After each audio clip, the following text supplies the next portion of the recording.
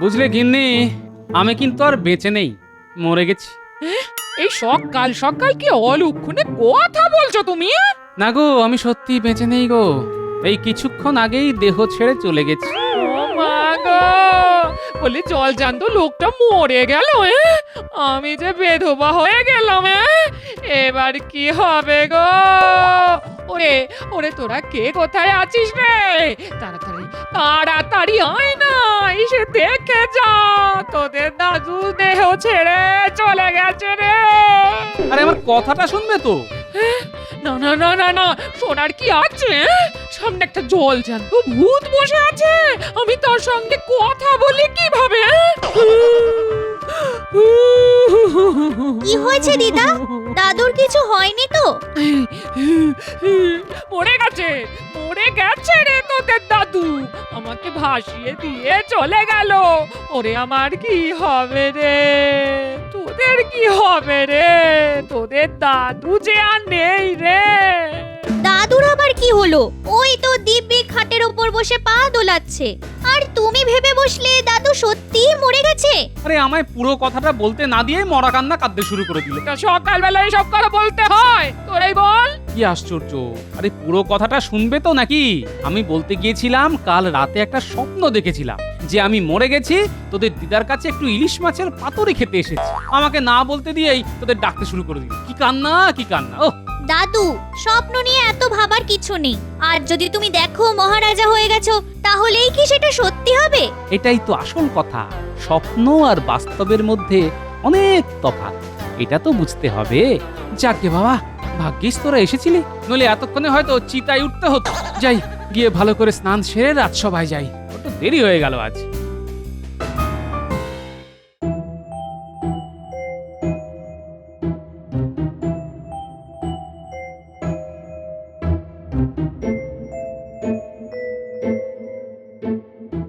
কি ব্যাপার, মহারাজের মুখে কোনো কথা নেই? সবাই চুপ করে আছে। মহারাজের কি শরীর খারাপ? না গোপাল, কাল একটা স্বপ্ন দেখে মনটা খুব মুষড়ে পড়েছে। মহারাজ, স্বপ্ন তো আমরা মাঝে মাঝেই দেখি, কিন্তু তা নিয়ে খুব একটা মাথা ঘামাই না। ওই ওই শুরু হলো গোপালের জ্ঞান দেওয়ার চেষ্টা। দেখছো মহারাজের মন খারাপ, তার উপর এত বকবক দিলে তো সবকিছু মহারাজের গুলিয়ে। না না, গুলিয়ে যাবে কেন? কাল রাতের স্বপ্নের কথাটা না আবার মনে পড়ে গেল। আহা, তেমন যদি সত্যি হতো। আচ্ছা, মহারাজের কি হলে মন ভালো হয়ে যাবে, তা আমি জিজ্ঞেস করতে পারি মন্ত্রী মশাই? তোমার জিজ্ঞেস করার কি আছে? আমি মহারাজের মন্ত্রী, আমি এখনো পর্যন্ত কোনো প্রশ্ন করিনি, আর উনি এলেন মহারাজকে প্রশ্ন করে বিরক্ত করতে। মন্ত্রী, কি হচ্ছে? গোপাল, তুমি প্রশ্ন করতে পারো। যথাজ্ঞা মহারাজ।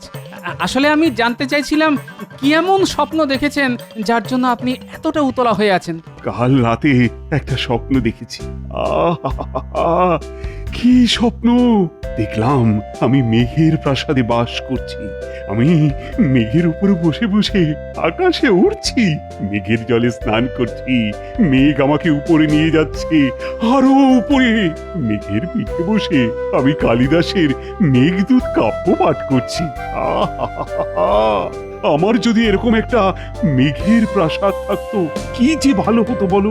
কিন্তু এই জীবনে আর তা সম্ভব নয়। আমি জানি, সেই দুঃখে না মাঝে মাঝে আমার চোখ দিয়ে জল বেরিয়ে আসছে। গোপাল, ও গোপাল, মেঘের প্রাসাদে বাস করা আমার এই জীবনে আর হবে না। না মহারাজ, এই স্বপ্ন অনেকেই হয়তো দেখে, কিন্তু তা কি কখনো সত্যি হয়? স্বপ্ন আর বাস্তব তো দুটো আলাদা মনের অবস্থান। এই দুঃখটা সারা জীবন আপনাকে বয়ে বেড়াতে হবে মহারাজ। শুনতে খারাপ হলেও এটাই মহা সত্য কথা। জানি, তবু মন মানতে চায় না যে। বিজ্ঞানী, ও বিজ্ঞানী, তোমার কি মনে হয়? মহারাজের এই স্বপ্ন বাস্তব করা কিছুতেই সম্ভব নয়। আমার অপরাধ নেবেন না, যা সত্যি তাই বললাম। হ্যাঁ, ওই আর একজন মহাপণ্ডিত এসেছেন, এমন ভাবে কথা বলেন যেন উনি সব জানেন, আর মাসে মাসে মোটা মাসোহারা নিয়ে বিজ্ঞান চর্চার নামে ঘুমো। বলি, না বলে দেওয়াটা তোমার পক্ষে খুব সহজ। কাজ করতে হবে না, আমাদের কাজ করে খেতে হয়, বুঝলে? গোপালের আদর্শ সাগরে ছুটেছে। গোপাল যা বলে উনি ঠিক তাই বলে। এই মন্ত্রী, সোজা কথায় বলো তো, আমার এই স্বপ্নকে সার্থক করা কি সম্ভব না অসম্ভব? খুব সম্ভব। কেন অসম্ভব তা কি ওরা বলেছে? বলেনি, কারণ ওরা কিছুই জানে না। সব মূর্খের দলকে আপনি রাজসভায় জায়গা দিয়েছেন। এত কথার দরকার নেই। আচ্ছা, আপনি কি এই কাজটা করতে পারবেন? মানে মহারাজকে মেঘের প্রাসাদ বানিয়ে দিতে পারবেন? আমি তো এই কথাটাই বলতে চাইছিলাম। হ্যাঁ, আমি পারবো। মহারাজকে মেঘের প্রাসাদ আমি বানিয়ে দেব। সাবাস মন্ত্রী, সাবাস। আমি কারো মুখ থেকে এই কথাটাই শুনতে চাইছিলাম। গোপাল, তুমি আর বিজ্ঞানী এই বিষয়ে কোনো আর কথা বলো। মন্ত্রী যখন বলেছে ও পারবে, তখন ওর ওপরেই আমাকে আস্থা রাখতে হবে। তা মন্ত্রী, কবে থেকে তোমার কাজ শুরু হবে? একটা কথা আগেই বলে নি মহারাজ, এই কাজে খরচা কিন্তু প্রচুর, অনেক লোক লাগাতে হবে। আর কবে শেষ হবে সেটাও কথা দিতে পারছি না। একটু কিন্তু সময় লাগবে। গোপাল যেন আমায় এ ব্যাপারে প্রশ্ন করে উত্ত্যক্ত না করে। গোপাল, তুমি কিন্তু এ ব্যাপারে একেবারে চুপ করে থাকবে। মন্ত্রীকে তার কাজ করতে দিও। আজ যা চাল চেলে এসেছি না, আর তোদের ভাতের অভাব হবে না। কি চাল মন্ত্রী মশাই? মহারাজের খুব শখ মেঘের প্রাসাদে থাকবেন, মেঘের পিঠে চড়ে ঘুরে বেড়াবেন। আমি সেই মেঘের প্রাসাদ বানিয়ে দেব বলে কথা দিয়ে এসেছি। সত্যি আমাকে সেই প্রাসাদে একটা চাকরির ব্যবস্থা করে দেবেন? আমি মেঘের উপরে চেপে মহারাজের সেবা করব। আরে তুই মরকট না গাধা রে? মেঘের ওপর কোনো প্রাসাদ কখনো হয়? কোনোদিনও দেখেছিস? না, তা দেখিনি। তবে আপনি তো আর এমনি এমনি মহারাজকে কথা দিয়ে আসেননি। নিশ্চয়ই হয়, নইলে আপনি বলবেন কেন? আমি বলেছি মোহর গেড়ানোর জন্য, যার ভাগ তোরাও পাবি, বুঝলি? আমরা পাবো কেন? দেখুন, কাজ না করে রোজগার করাটা আমাদের পোষাবে না। ওরা কাজ না করলে আমি রাখি তোদের? মহারাজকে ধোঁকা দেওয়ার জন্য তোদের মাটি কোপাতে হবে। মহারাজ জিজ্ঞেস করলে বলবি মাটির তলায় ভিত তৈরি হচ্ছে, ওপরে বিরাট প্রাসাদ হবে তো তাই। খবরদার, মেঘের প্রাসাদের কথা কাউকে বলবি না, লোকে কিন্তু মহারাজের কান ভাঙাবে। সব বুঝে গেছি, আর কিচ্ছু বলতে হবে না। আপনি নিশ্চিন্তে থাকতে পারেন। আচ্ছা বিজ্ঞানী, মেঘের ওপর প্রাসাদ বানানো কি সত্যি সম্ভব? গোপাল, তোমার মতো বিচক্ষণ লোক এরকম একটা বোকার মতো প্রশ্ন আমায় করছে? হ্যাঁ, না মানে আমি বিশ্বাস করি না এই কাজ সম্ভব। কিন্তু কিন্তু মন্ত্রী কি করে এত জোর দিয়ে কথাটা বললো যে এই প্রাসাদ ও তৈরি করে দেবে? নিশ্চয়ই ওর কোনো স্বার্থ আছে। তবে নজর রাখতে হবে, ঠিক সময়ে ঠিক খেলাটা খেলতে হবে। নজর কি করে রাখবো? মহারাজ তো তোমায় এ ব্যাপারে কোনো কথাই না বলতে বলেছেন। তাহলে আচ্ছা, সবকিছুই কি মহারাজকে বলে করতে হবে? হ্যাঁ, ঠিক সময়ে জানালেই চলবে। আমরা তো মহারাজের ভালোর জন্যই নজর রাখার কাজটা করছি। হ্যাঁ, তুমি ঠিক কথাই বলেছ। গোপনে নজর রাখতে হবে, যাতে মহারাজ জানতে না পারেন।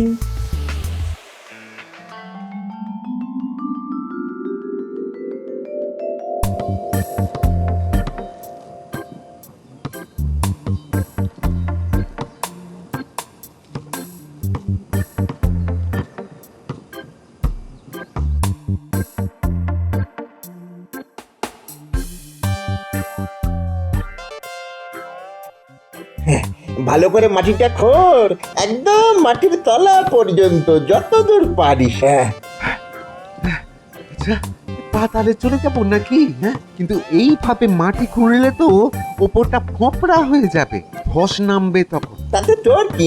আমাদের কাজ দেখাতে বলেছেন, কাজ দেখাচ্ছি, ব্যাস। আমাদের কিন্তু এইখানেই থেমে যাওয়া উচিত, আর নিচে নামা ঠিক হবে না। কিন্তু মন্ত্রী কি আমাদের মোহরের ভাগ দেবে? নাকি নিজে নিয়েই কেটে পড়বে? না দিয়ে কেটে না পড়ে আবার। সে তো কেটেই পড়বে। কাজ না দেখিয়ে মোহর রোজগার করা কি ওই মহারাজের নজর এড়িয়ে যাবে?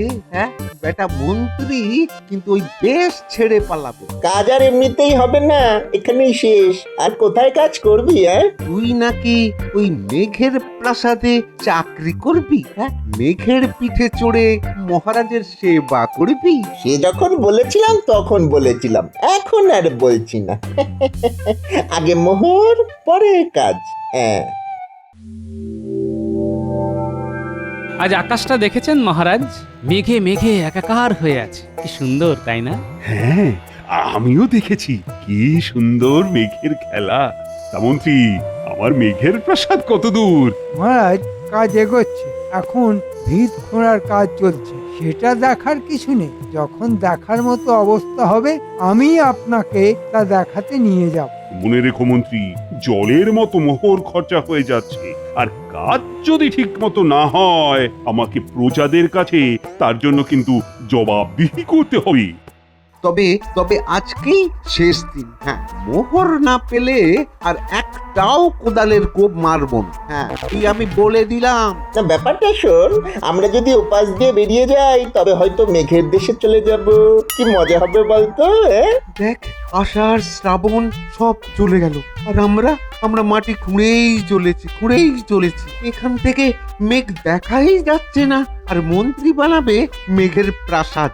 হ্যাঁ, তোর কি মাথা খারাপ হয়ে গেছে? হ্যাঁ, কত মোহর ওই মন্ত্রী গেড়িয়েছে জানিস? হ্যাঁ, না, আমার সামনে তো গেড়াইনি, কি করে বলবো?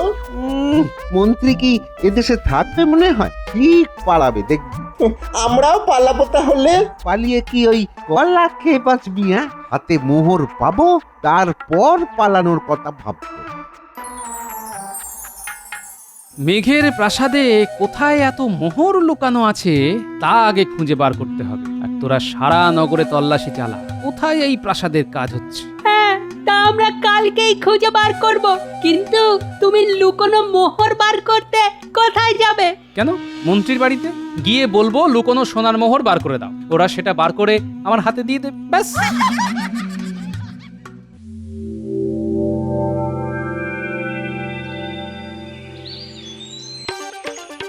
মাগো, শেষ কবে খেয়েছি মনে করতে পারছি না, একটু অন্ন জল দেবে? ঈশ্বর তোমার মঙ্গল করবেন। আহা, কি চেহারা হয়েছে গো তোমার! এসো, দাওয়ায় বসো, আমি তোমার জন্য দুমুঠো ভাত ডাল নিয়ে আসি।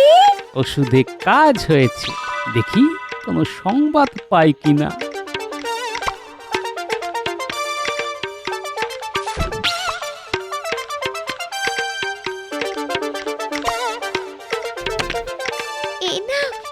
এই নাও বাবা, যতটুকু হাড়িতে ছিল সবটা দিলাম, ভালো করে পেট ভরে খেও। আর ভাত নেই না, হাড়ি একেবারে উপুর করে দিয়েছো, তাই তো? আগে হ্যাঁ বাবা, তোমার পেট ভরেনি না? আসলে অনেক দিনের খিদে তো, ওইটুকু ভাতে ভরবে কি করে? তুমি ওঠো না, আমি নতুন হাঁড়িতে ভাত বসিয়ে দিচ্ছি, নইলে এই হাঁড়ি আবার মাজতে হবে। এঁটো হাঁড়িতে ভাত আমি বসাই না, তিথি নারায়ণের মতো, তার উপর তুমি এতদিনের অভুক্ত। তুমি একটু বসো, আমি এক্ষুনি ভাত বানিয়ে আসছি, এক্ষুনি।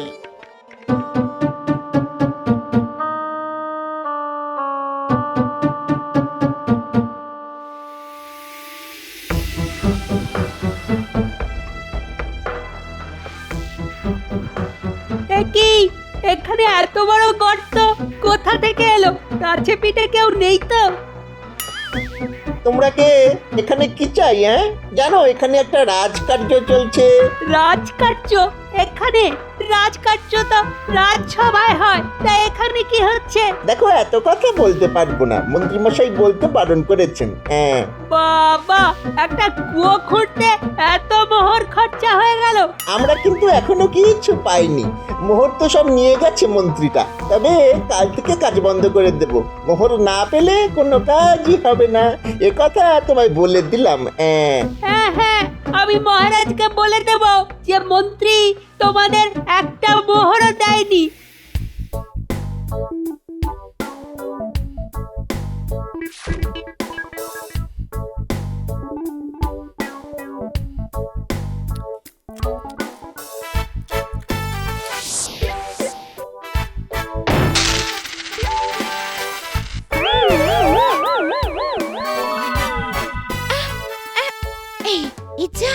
মোহরগুলো যে বেরিয়ে পড়লো, লোকটা দেখেনি তো?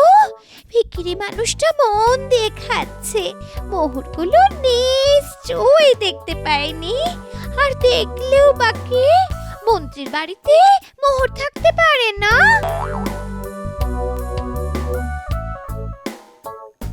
আচ্ছা, বুঝলাম। মন্ত্রীর বাড়িতেই এত মোহর লুকানো আছে, হ্যাঁ? আর কিছু দেব বাবা? না না না, ঈশ্বর তোমার মঙ্গল করুন। আমি কতদিন বাদে একটু পেট পুড়ে খেলাম।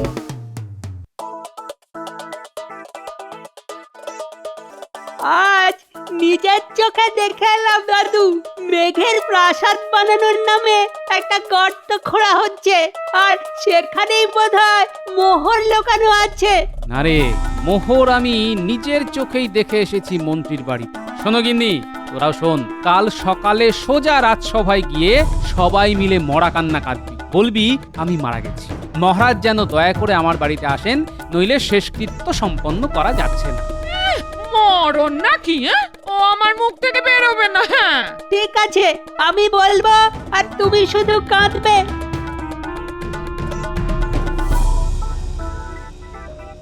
এ কি, গোপাল আজ আসেনি? কেন কেন কেন? গোপালের কিছু হয়নি তো? গোপালের আবার কি হবে? সেই পেট খারাপ হয়েছে।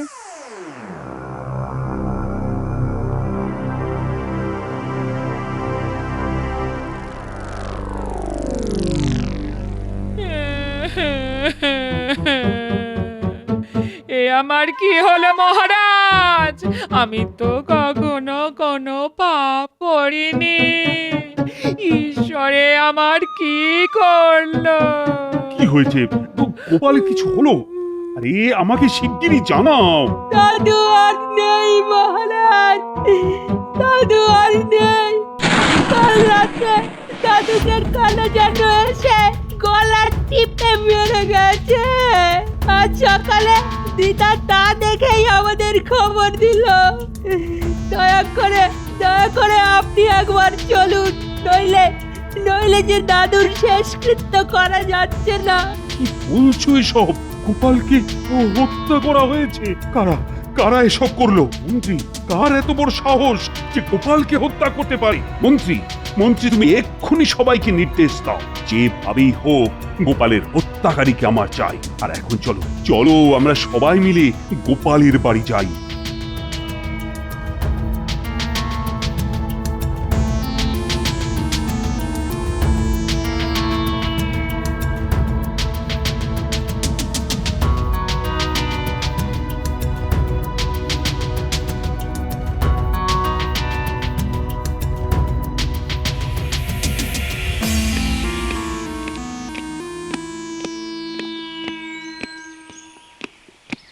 মহারাজ, আমি কিন্তু আর এখানে নেই, মেঘের ওপর ভাসছি।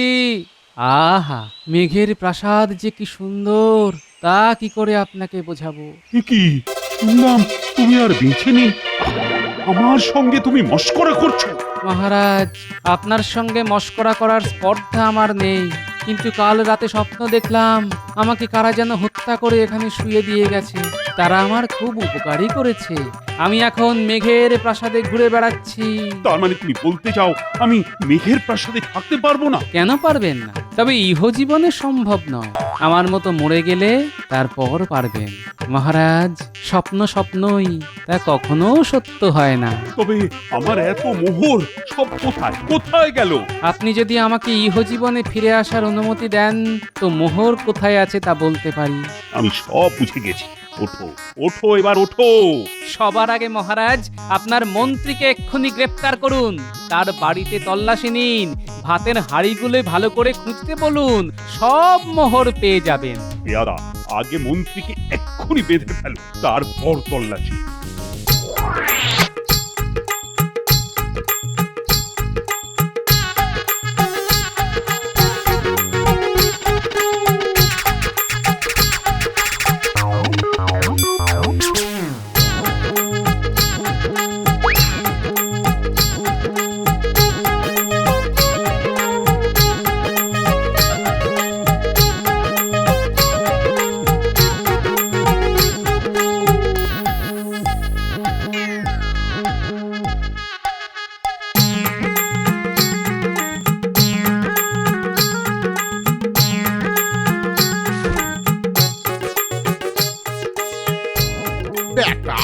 ভাতের হাঁড়িতে পর্যন্ত সোনা রেখেছে, একদিন দেখবি না খেতে পেয়ে মরবে। এমনকি পুরনো উনুনের মধ্যেও এই বেটার লোভের কোনো শেষ নেই। ভাগ্যিস কপাল ছিল। এরকম এরকম লোভী মন্ত্রীকে কি শাস্তি দেওয়া যায় বলতো গোপাল? সেটা আপনি ঠিক করুন মহারাজ। শত হলেও মন্ত্রীমশাই আমার সহকর্মী। ঠিক আছে, ও মেঘের রাজ্যে আমাকে নিয়ে যেতে চেয়েছে, ওকে সেখানেই পাঠানো হবে। রাজ্যের সবচাইতে উঁচু তাল গাছের উপর মন্ত্রীকে বেঁধে রাখলে মনে হয় ও মেঘের রাজ্যেই থাকবে। আমি মহারাজ আমার কাজ করেছি, এবার আমায় বিদায় দিন। বাড়ির সবাই আমার জন্য অপেক্ষা করছে। তোমার জন্য আমার এতগুলি মোহর ফিরে পেলাম, এর অর্ধেক তোমার। না মহারাজ, মোহরের প্রতি আমার কোনো লোভ নেই। আপনার সেবা করাই আমার কাজ। ওরে ওরে তোরা শাঁখ বাজা, বলি জ্যান্ত ভূত ফিরে এসেছে। উলুধ্বনি কর রে, ভূতের মাথা বলেই এত বুদ্ধি।